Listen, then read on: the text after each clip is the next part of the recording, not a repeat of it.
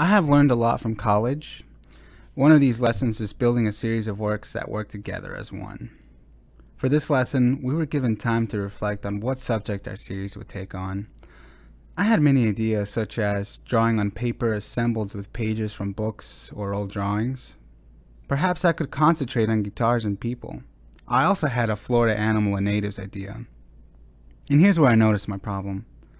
I'm too easily swayed in my thinking. I will totally dedicate my time to one idea, and just as it's reaching realization, I have a whole different one I believe is the best one possible. I had to make a decision. An amazing lecture with the artist Max Gooding inspired me to choose pens as a medium. His sketchbook full of pen work awed me. How was it that he mastered pens to be so precise without laying a bottom drawing of pencil and inking it afterwards? For I have used that technique many times before. Max, however, would just lay pen marks where he would then encourage us to not be afraid to go dark.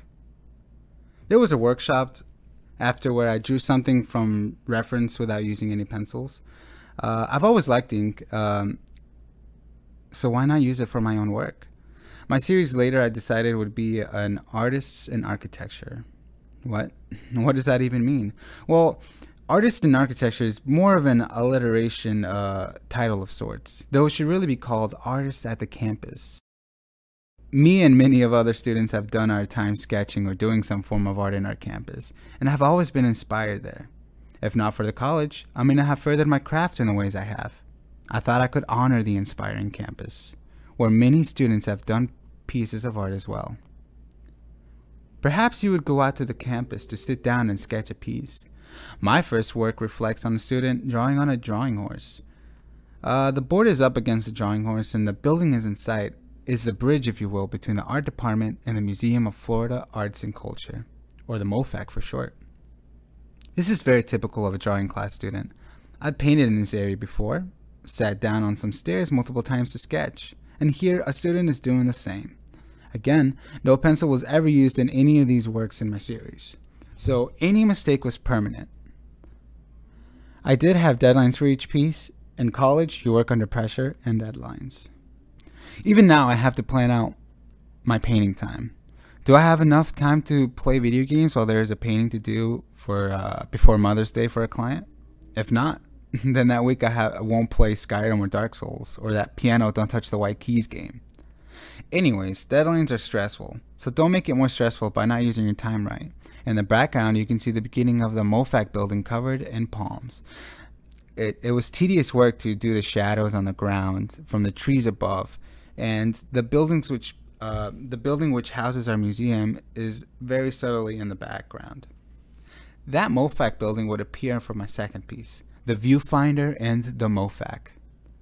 Sometimes you need help to find a neat composition for your piece.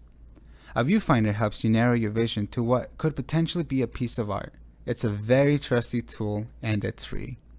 Perhaps one of my favorite pieces of work, this piece was a puzzle that had to be placed carefully.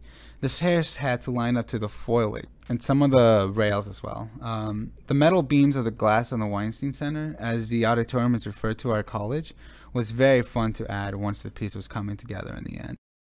A glaring problem here is that the pen is very visible, and my pen let out a little too much ink while I was working on the shading of the sign in the foreground, resulting in a very small dot. I didn't use whiteout, and maybe I should have, but maybe I was trying to stay honest. Keeping true to myself, the next piece I loathe.